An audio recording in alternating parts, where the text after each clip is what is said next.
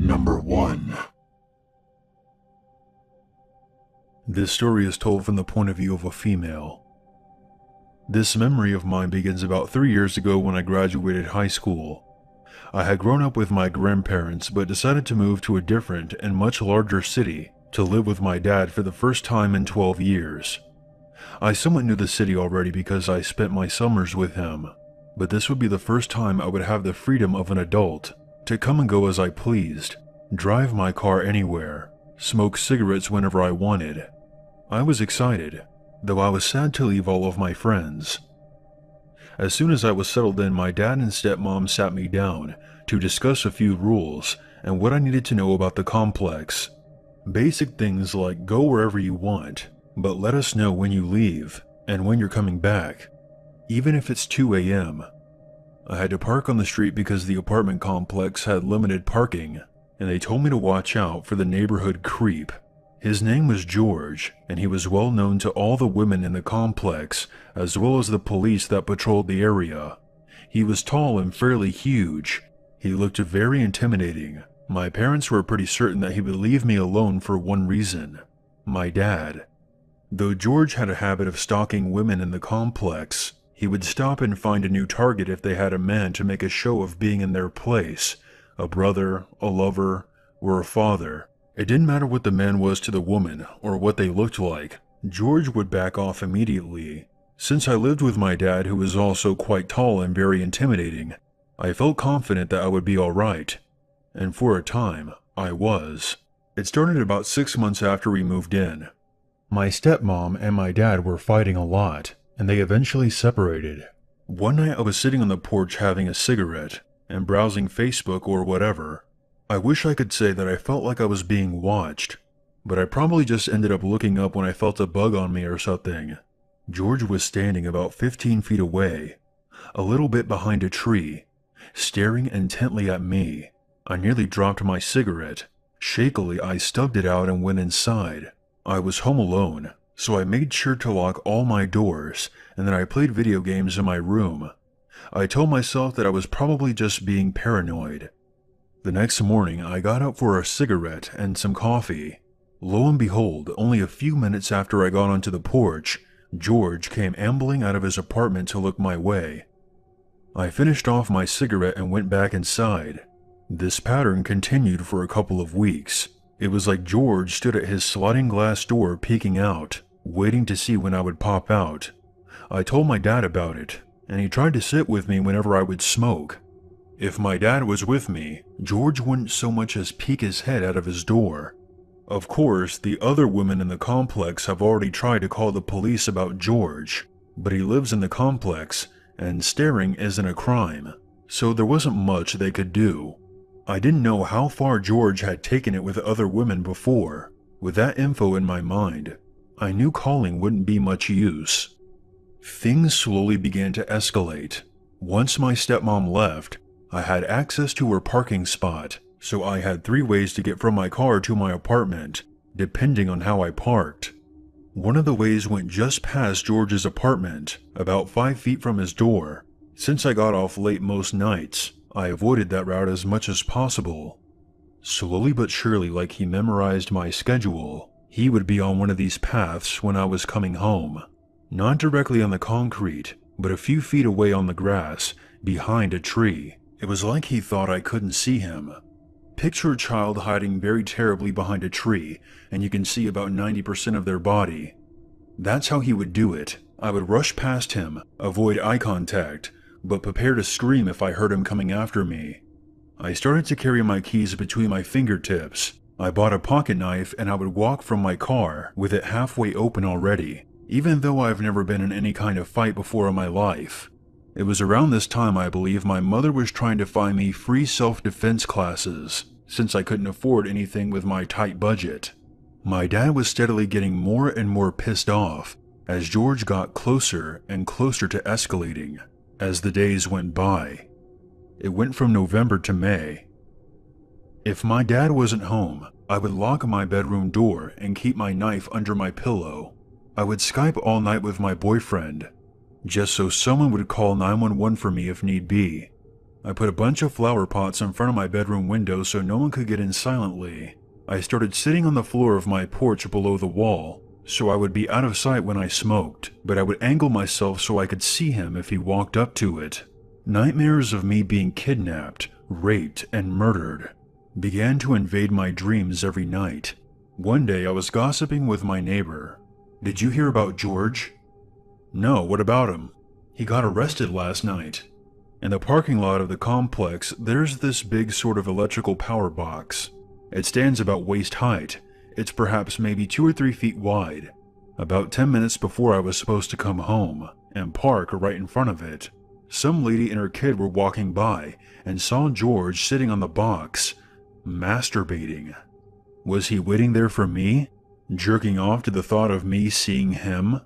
It kind of makes me want to puke, but also scares me at the same time.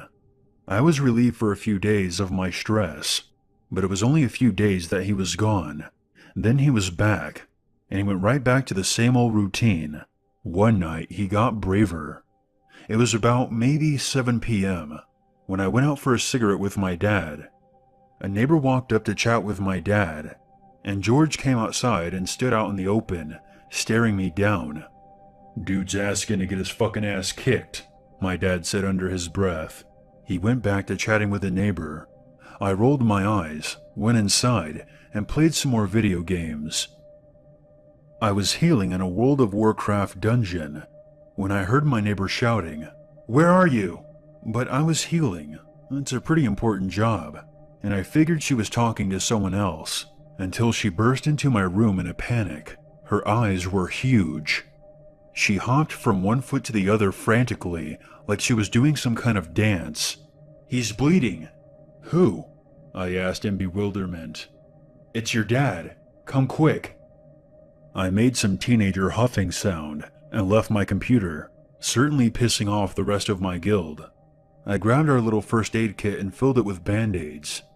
I thought in my mind that Dad was doing something stupid, like tossing up his knife and trying to catch it, but when I stepped outside, I found myself face to face with the real horror. About 6 people surrounded my dad, including my neighbor Shell, who was the one who came in and told me, and my neighbor Caleb, who was holding a shirt to my dad's side. My dad was facing away from me, and his entire back was covered in blood. It was like he had been mauled by a bear. That was seriously my first thought. I didn't know that we had bears in this city. Caleb's hold on the shirt slipped, and blood sprayed. I feel kinda queasy writing this down. I have never in my life been the person to turn to in an emergency. Blood makes me lightheaded, and I have anxiety attacks over not being able to find a specific bookmark. But all the adults around me were panicked, aside from Caleb. I needed to be the person that people turn to. I threw the first aid kit onto the porch, and I told Shell where we keep our towels. She then rushed inside to go grab one. "Has anyone called 911? I shouted. 5 pairs of eyes turned around to look at me like they've never heard of 911 before. "No!" my dad shouted. "I can't afford an ambulance." "Shut up," I said. "What happened?" "That fucker stabbed me." I dialed 911 and relayed our address and the reason for the emergency. The operator told us to keep applying pressure to the wound. My dad is a true champ, even though the sidewalk was just one big puddle of blood. He stayed on his feet until someone ran and got him a chair. I ran back and forth along the walkways to get the police and to show them what house George lived in, and then I ran back and forth to get the paramedics. They were so agonizingly slow. They walked calmly and I wanted to scream at them. "Run! My dad is bleeding out and you don't care?" I learned later that they don't run because if they let adrenaline kick in, mistakes can happen. They shoved Caleb out of the way because he refused to let go of my dad's wound. They got my dad packed into an ambulance. I was about to jump in when the police stopped me and told me that I had to stay so I could give a statement. My dad shouted at me to call his boss, and I remembered all his algaes and whatnot for the paramedics. It's 2 years later, and all these memories are still burned into my brain. I gave my statement to the police. Then they made me sit outside the complex on the sidewalk for about 2 to 3 hours. They kept me updated on my dad, Once I called his boss, my boss, and answered my stepmother's message. That's when I allowed myself to break down. It felt like I cried on forever. One of the cops was nice enough to go into my house and grab my cigarettes and a bottle of water for me. He stayed with me the entire time to make sure I didn't run off or something. But he was very nice. He offered to let me sit in his cruiser a few times to get me away from the cold. George was waiting in his apartment when they came. When they took him out to where I was, there were 14 cops. He still kept trying to stare at me. I stared right back and felt such hatred that I've never felt before in my life. I wanted to go over there and murder him. My babysitting cop looked over and saw George staring, so he used his flashlight to keep George from looking at me. Once it was all over, I was allowed to go back into my house, where I waited for information about my dad. I gathered this story from my neighbors while he was in the hospital for 9 days. He shouted at George to leave his daughter alone, and George shouted back at him while I was in the house, "Come tell me that to my face like a man." So my dad hopped over the porch and walked up to him. This creep had been waiting with a 12-inch blade held to the side of his leg. He struck out with his empty hand, and then got my dad in the back with the knife. He missed his kidney very, very narrowly. The knife traveled up and punctured his lung and damaged his diaphragm. My dad didn't realize that he had been stabbed at first. He got George into a headlock and pummeled the shit out of him. Thinking the dude had just punched him in the kidney, George dropped the knife, rolled in the grass, and picked up another knife he had been hiding and stabbed my dad again, this time in the upper back. This wound was much more shallow, but still required stitches. At this point, Shell came outside and screamed to my dad that he was bleeding. He took off his shirt, got pissed, and threw it at George. At that point, the neighbor stalker put his hands up and went back into his apartment. The blood stayed on the pavement until about noon the next day, when one of my neighbors kindly washed it off for me. My dad spent more time in the hospital in critical condition than George spent being held in jail. I feel like it was my fault. I've been addressing that in therapy, but I still feel awful about what happened to my dad. Throughout the week while I was on the porch or just outside, I had so many women come up to me.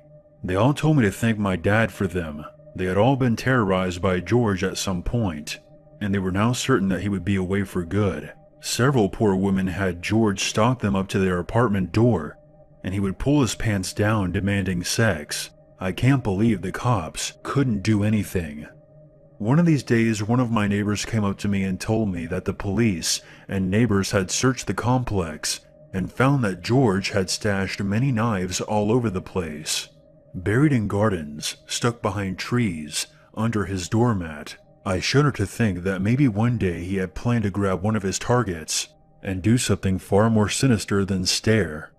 George was declared guilty for battery with a deadly weapon, but the attempted murder charge was dropped. He was out of prison by Christmas on good behavior or whatever, but my dad and I have a lifelong restraining order against him. He has never tried to come after me, so I can only hope that he's terrified of my dad. I wish I could tell you guys that I took that self-defense course and learned how to fight like my dad, but I'm still a pussy who can't even slap a spider. So, there's that. My dad is doing okay now. He recently just had his 3rd surgery to repair the damage done to him internally. We're hoping that this will be the last, and his quality of life will vastly improve. I probably owe my life to my dad. If he hadn't fought George for me, perhaps I would have been the first victim George stabbed. Number 2. Every summer since I was 4, my Nana took me and my sisters to California. I always loved going, since she had a pool and let me drive around on her golf cart. I blame my teenage angst since I was turning 15 that summer, but I threw a huge fit to my mom over going. I just got a boyfriend and didn't want to go long distance for a month, and all 3 of my younger sisters were going to tag along, meaning that I had to babysit. Mom put her foot down and told me to suck it up. So obviously, as you might imagine, I was going to be a pretty pissy teen the whole time. So beginning of June, we load up in Nana and Papa's van and head off. I live in a small coastal town in Oregon, so the trip was going to take around 2 days to get all the way down to Palm Springs. Looking back on it, I was totally miserable to be around. I was picking on my sisters, ignoring my grandparents, and huffing and puffing the entire time. So I really don't blame them for what they did. A day had passed since we finally made it to the rental home. That's when my mom called, excitedly telling me that since I was older now, I got a chance to travel. And she told me how grateful I should be, considering the fact that it was all paid for. I interrupted her and told her that I go to California every year, and that why would she be so stoked about it this time? Still on the phone, she tells me, "No, kiddo, your Aunt Pat is flying you out to stay with her for the next 2 whole months. She's paying for all of it. Isn't that so nice?" I was so confused that I just stood there listening to her ramble on about this trip that I was going to be taking in a few days. Then I really started to get pissy. What the fuck do you mean 2 months? Doesn't she live in Texas?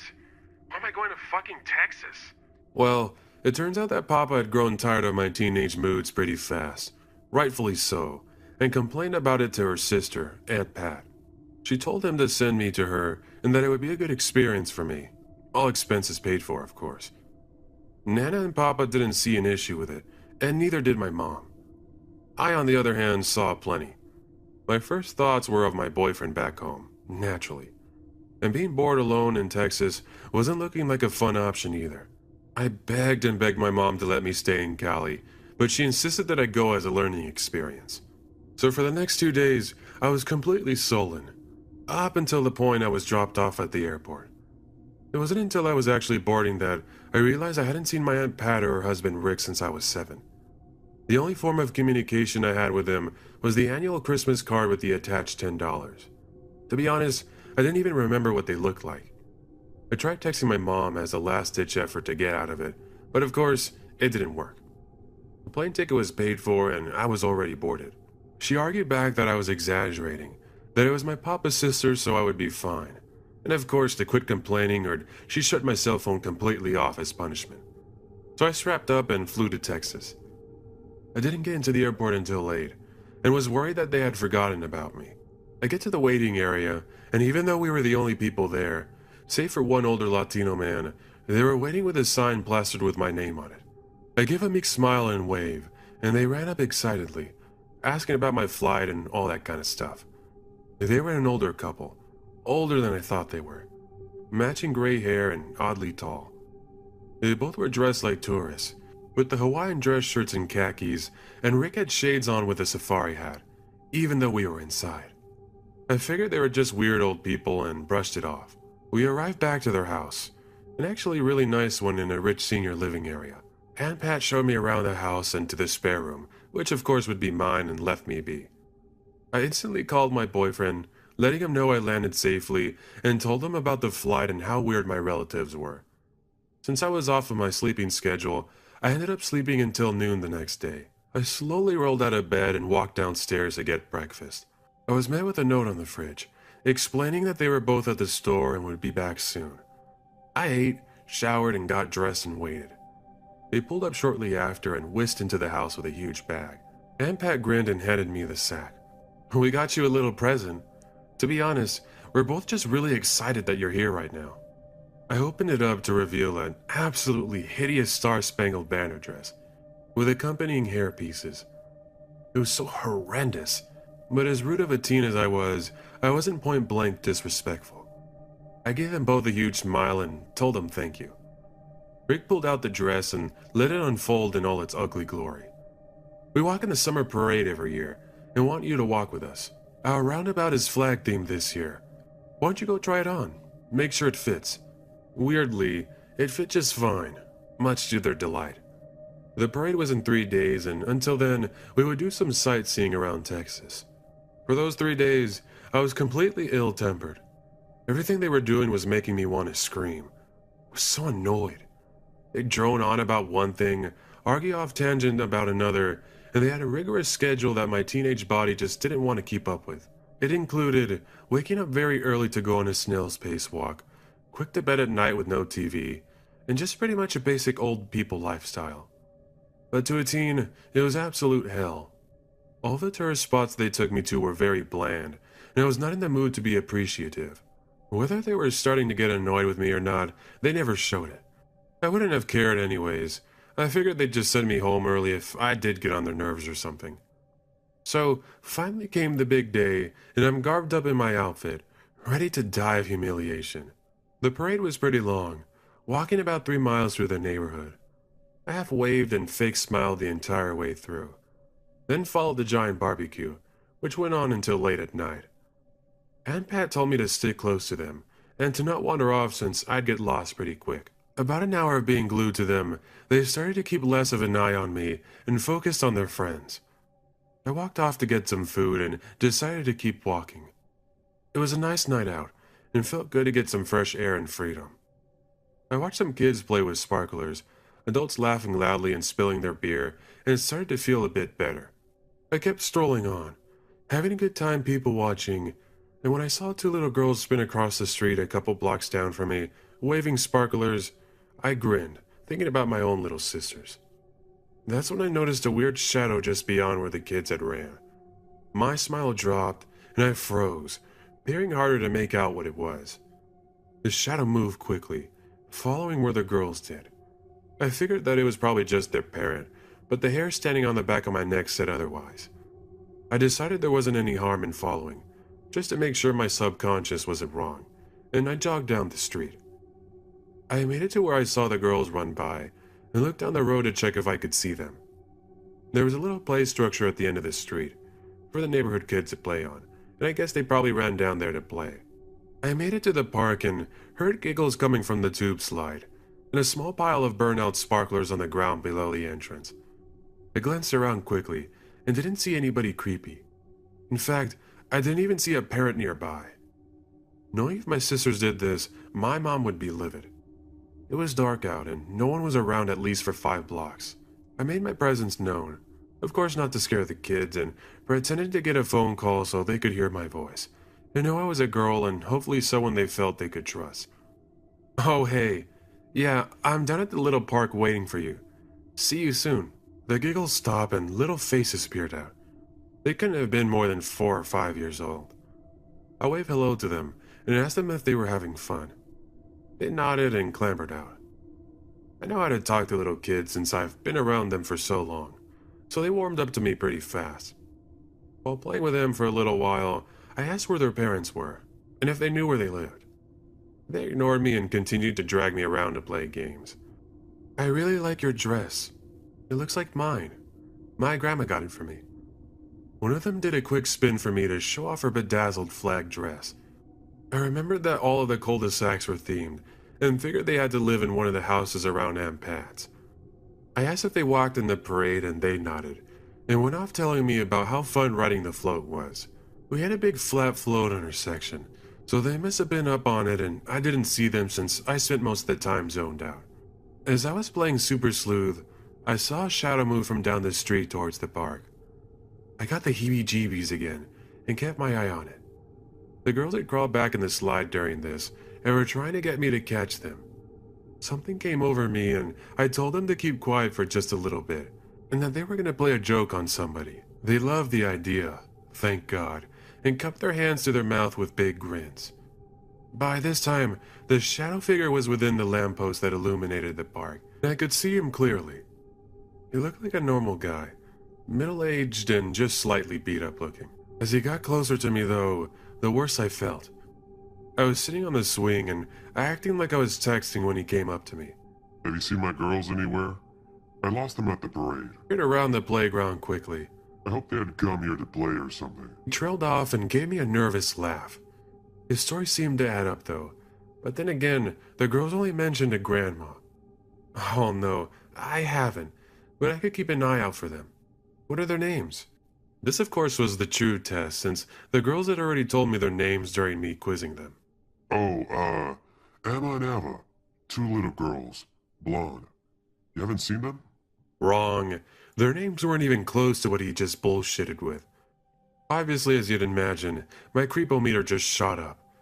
I shook my head no and apologized, and went back to my phone. Since Aunt Pat was illiterate, she doesn't even really text, which of course left me stuck waiting on this dude to leave so I could call her and explain what was happening. Instead, he decides to pop a squat down on the swing next to me. Great.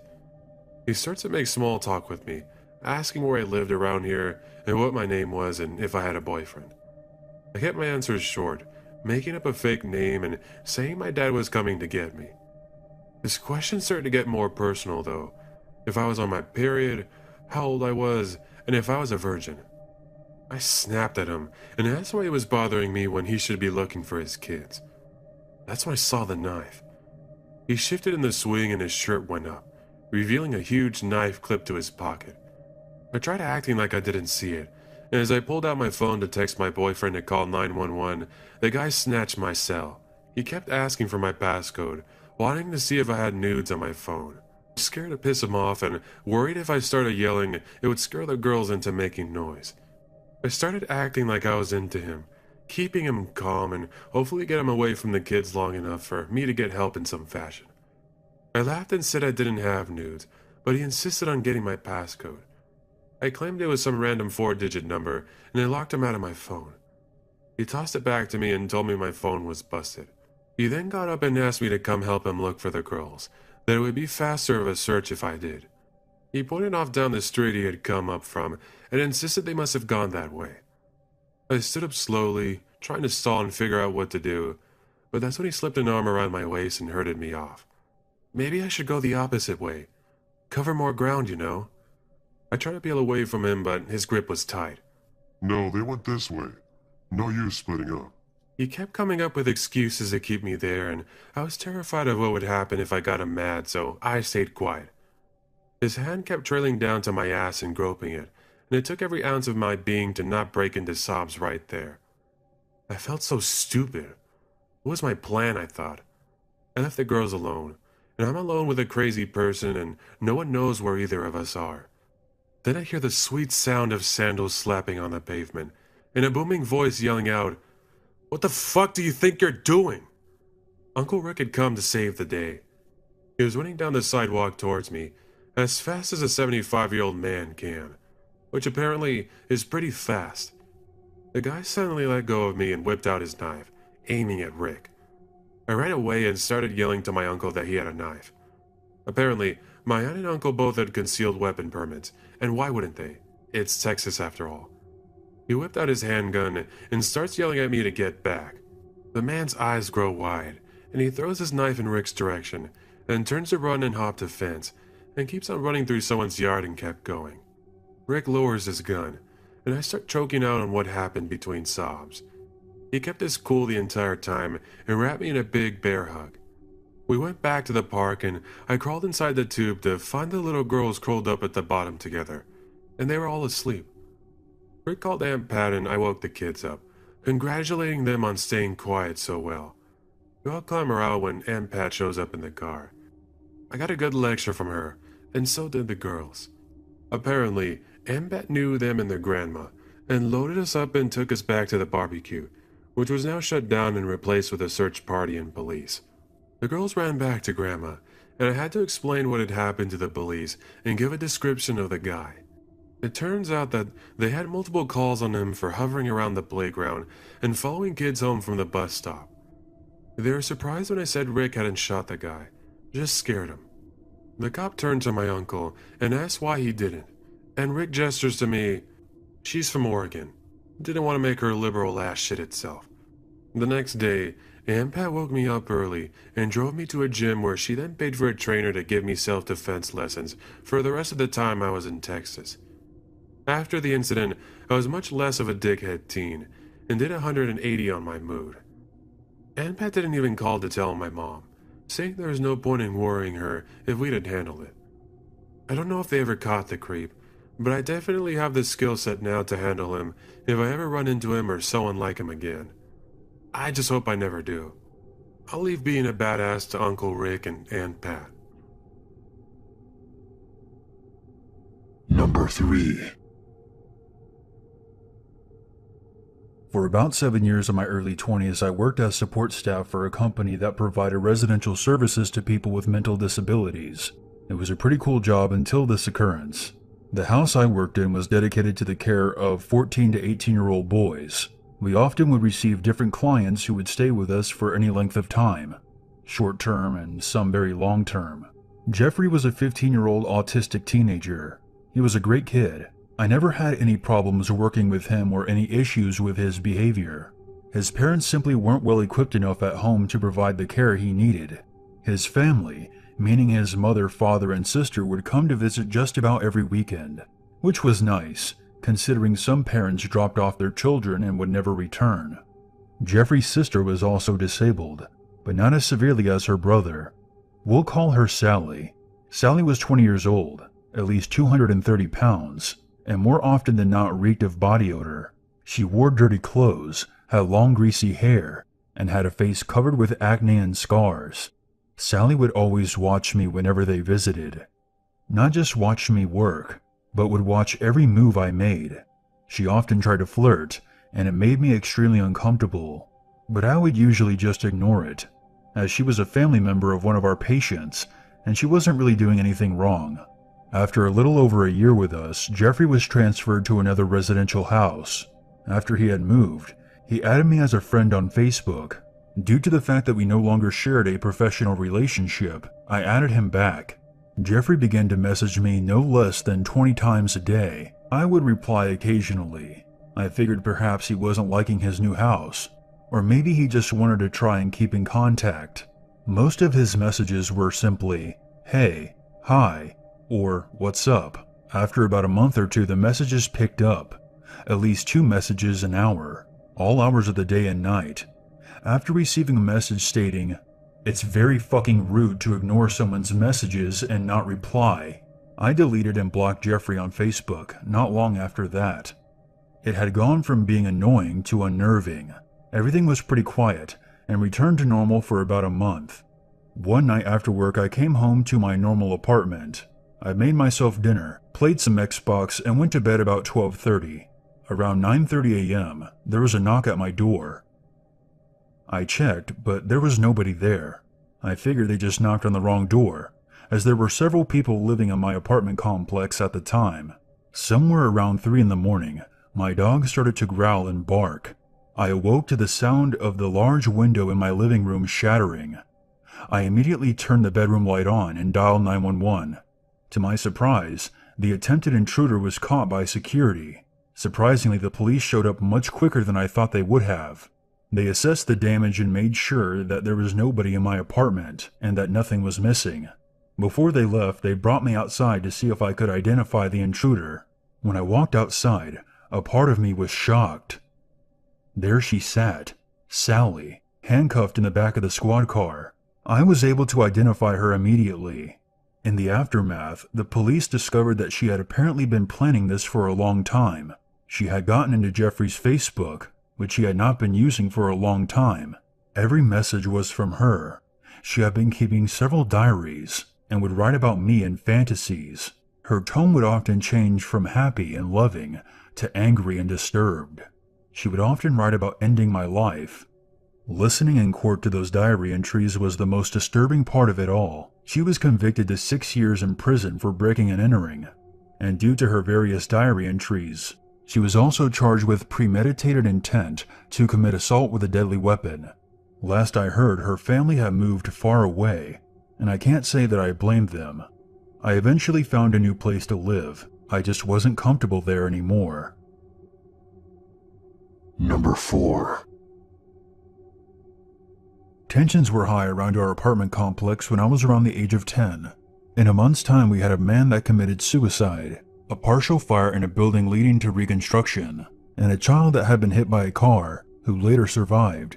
Even at a younger age, I distinctly remember having a strong grasp on the bizarre events that were taking place. It had to be around spring of '97.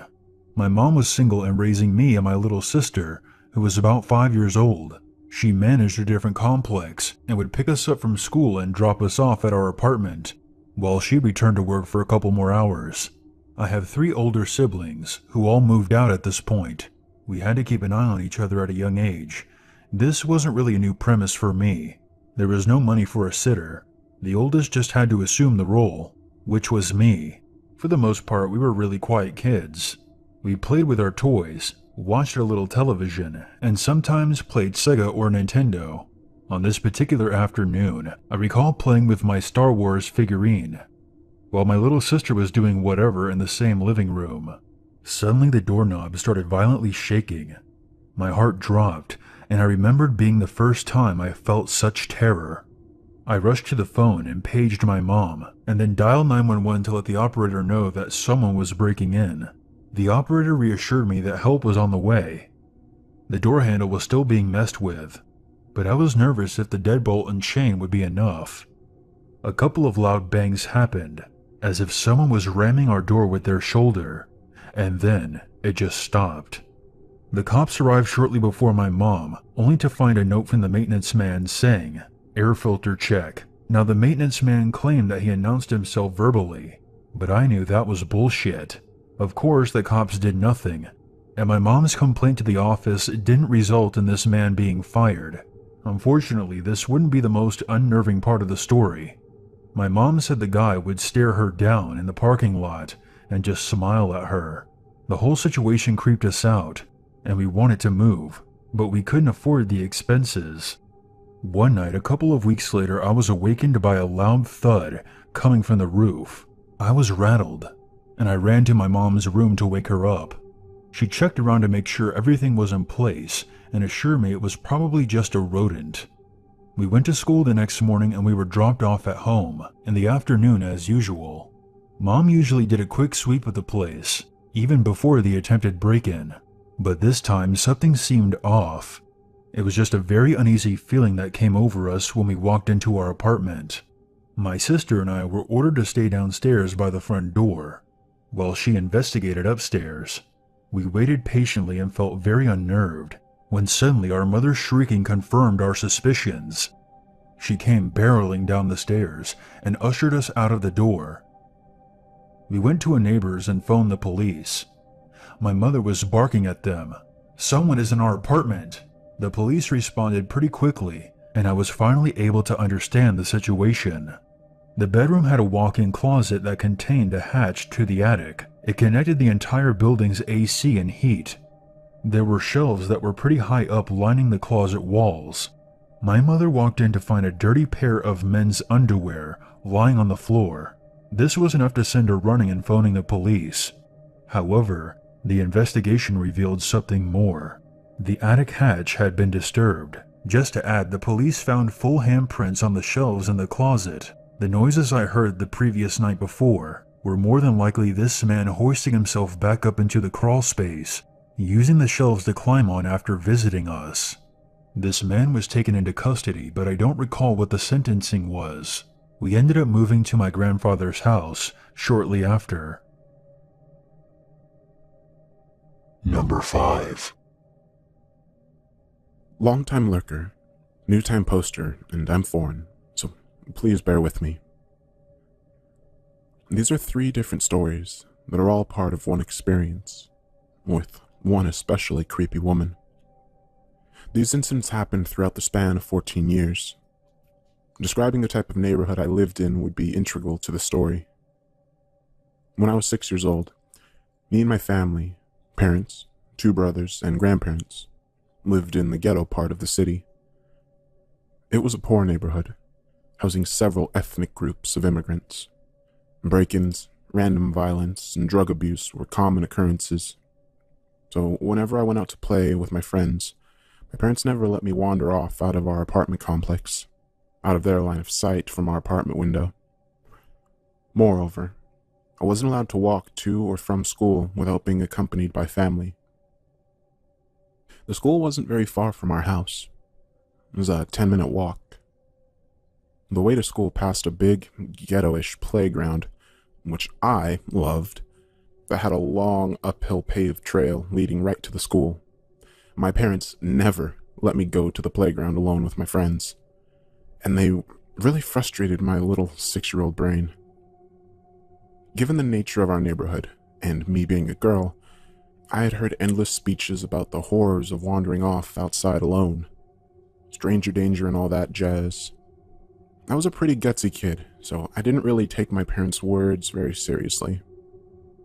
Being a kid, I didn't quite understand why my parents always hovered over me so much, not letting me be a kid and just go outside or go to school alone, when my best friend did so every day. So one day, I decided I'd one-up my parents and come back completely alone from school to gain their trust. A mentality of, look at me, I'm a big girl, ha. They worked till late that day. My brother was in high school, and my other brother was in the army. I knew the person who'd come pick me up at 2:15 was my grandma. I planned this very carefully. School was ending at 2 o'clock, and that gave me exactly 15 minutes to get back home and surprise my grandma. The moment the bell rang, I ran back home, taking that paved trail that goes through the playground. I was one super excited ball of energy. It'd be my first time going home alone, even just outside alone. I was pretty fucking pumped. That didn't last long though, because as soon as I hit the paved trail, I saw her.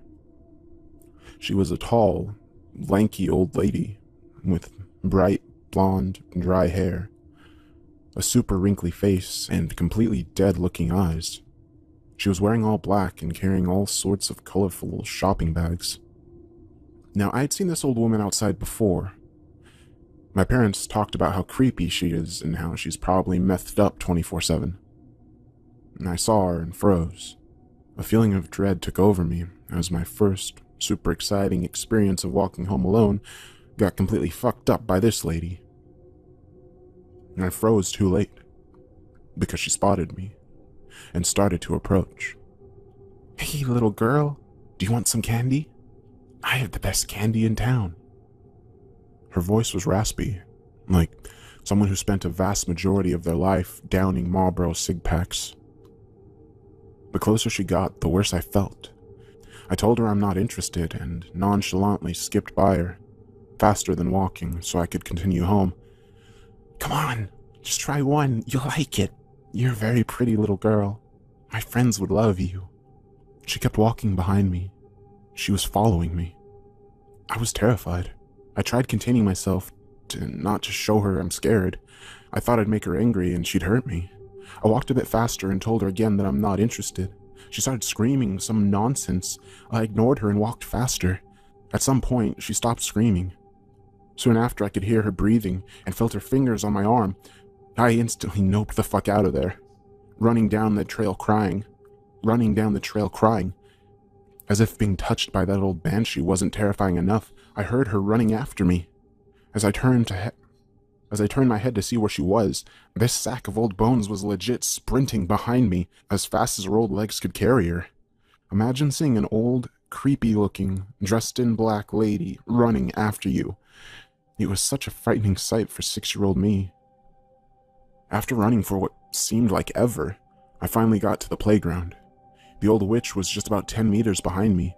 At the playground, I saw my grandma on her way to the school to pick me up. She was pretty shocked to see me, obviously, but mostly because I was hysterically crying. I pointed at the old lady who was now trying to make it seem like she was lightly jogging, and told my grandma about the candy and the chasing.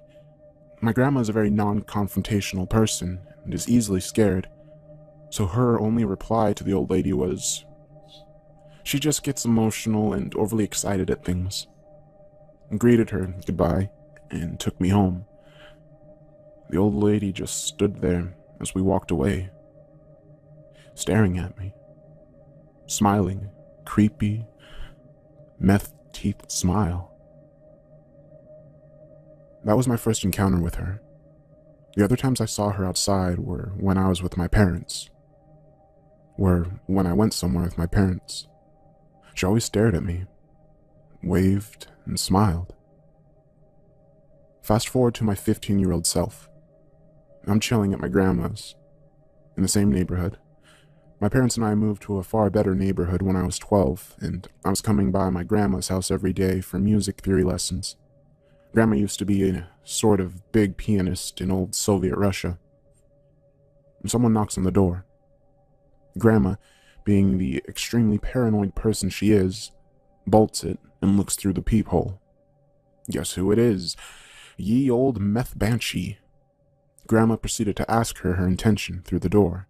She claimed she couldn't hear her very well through the door and to open it, now knocking a tad more furiously. My grandpa was sleeping at the time, and waking him up was something neither of us wanted. He suffered a stroke and needed long hours of sleep. So she opened the door just as far as the chain and the bolt would let her. The creepy old lady pokes her face through the door, offering to sell us motherfucking eggs. We're both already thoroughly spooked by this woman, and so rejected her kind offer of eggs. The decrepit cunt wouldn't let us off the hook so easily, though. She shoved her foot in between the door and the frame and didn't let my grandma close the door. We were both absolutely horrified as she turned to me and said, "Oh, you're that pretty girl. Can I buy eggs from you?" We're both in complete fucking shock. The woman tried to push the door open, but she was no match for the chain. She started fumbling at them with her disgusting bony hands. She shoved her hand inside our apartment to try to pry open the chain. Grandma told me to call the cops and to keep away from the door, but I wasn't having any of that. I kicked the banshee's foot from between the door and the frame and closed the door with full force on her fingers. She started screaming and going insane, pounding on the door, yelling how she's gonna get us, how she's gonna send her big scary friends to burn down our place and do many colorful things to me especially. The door banging continued for several minutes until one scary neighbor we had got out and scared her off. My grandma didn't leave the house for a week after that incident and got even more paranoid every time I came by. My last close encounter with that creepy woman took place a year ago. I was 20 at the time, driving back to my old, shady neighborhood to pick up my grandma for grocery shopping. I parked my car in the dimly lit parking lot and waited for her to come down. Having an instilled by my parents suburb paranoia, I always locked my car doors, which proved to be very helpful that night. It was around 9 p.m. It was very dark. Only one streetlight was working, and it was very quiet. I got that weird, being watched type feeling, so I turned off my flamboyant K-pop music and sat there, silently, watching. I could make out a lanky, dark figure coming towards my car, and what do you know? It's her again, looking exactly the same as 5 years ago, and 14 years ago, dressed in black, bright blonde hair, same exact shopping bags. She got close to my car and tapped on the window on the passenger side. "Pretty girl, roll down the window." Fuck no. I motioned her a no with my head. She then goes to mess with both the door handles on that side of the car and try to open them. Yeah, fuck me sideways. When her druggy brain proceeded to fact those doors were locked, she slowly walks to the other side of my car. My side. Dragging her hand on it as she goes past. She taps on my windows and tells me that she needs a ride to the hospital. I tell her no, to which her response is messing with the door handles on this side. I'm thoroughly freaked out. I see my grandma behind my clearly friendly meth banshee coming in the parking lot. She sees what's happening and freezes. I text my grandma to silently approach the car from the other side and quickly get in, while I entertain the creepy lady and simultaneously reach out to open the passenger door. And that she does.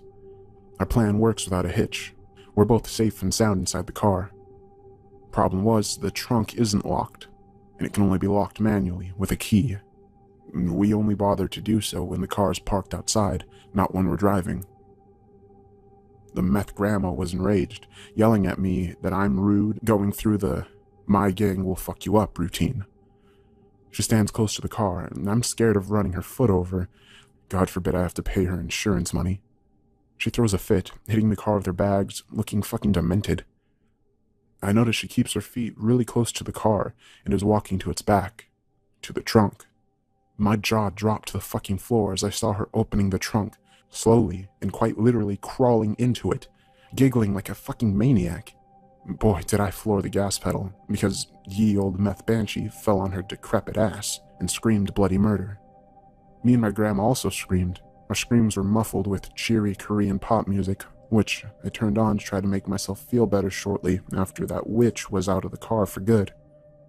Creepy meth grandma had a name, befitting her creepy nature. Lena. Everyone in the neighborhood knew her as the local creeper. Apparently she was in and out of prison and frequented a mental asylum.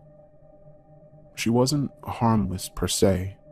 She was known for some violent fits, but there was no record of her actually hurting someone.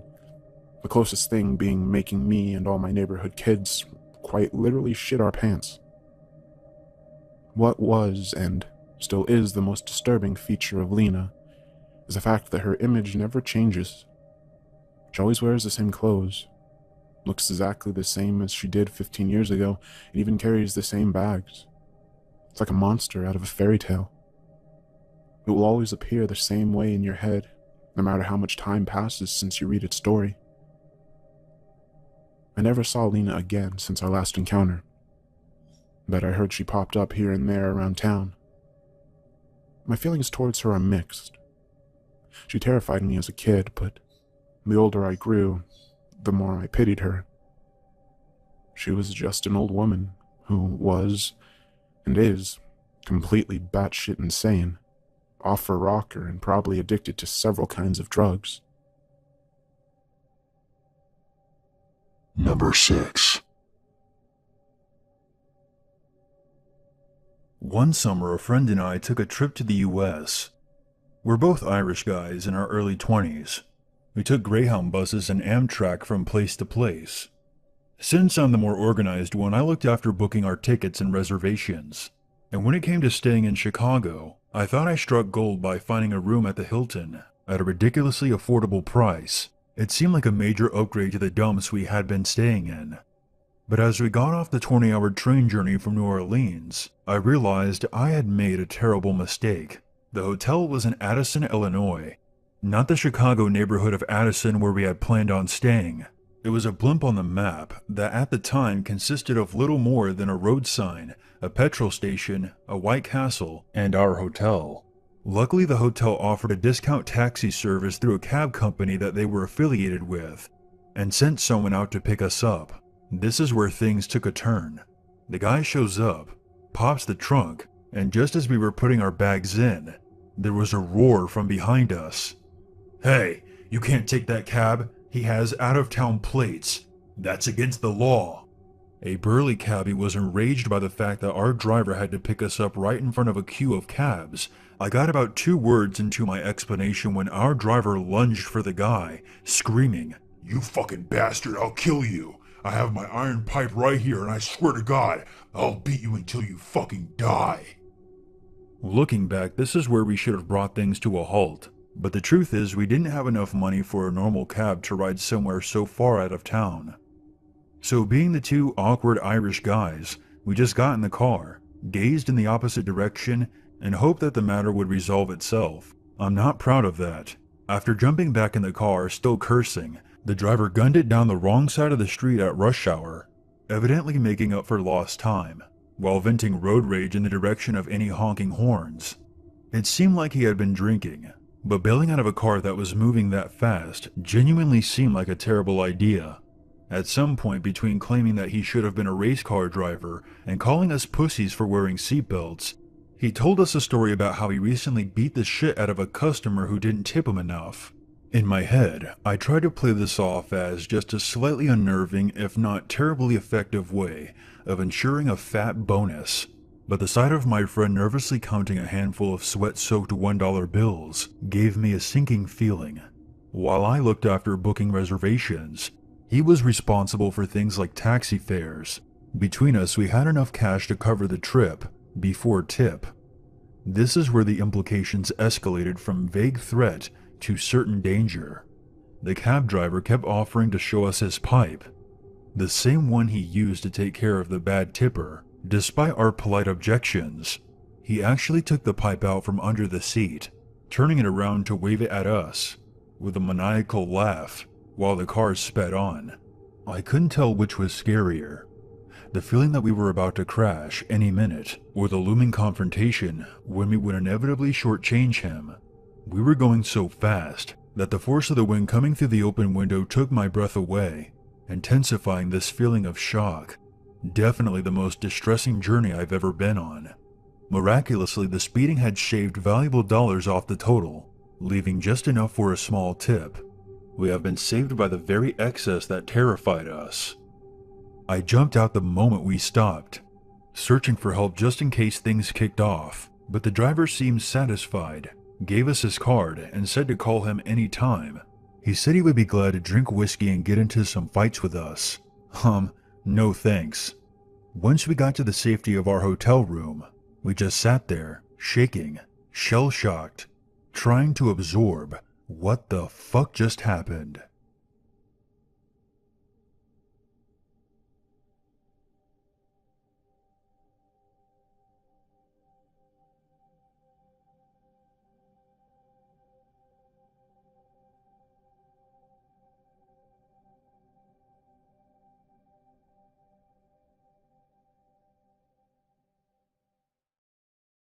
There's always a reason to be afraid.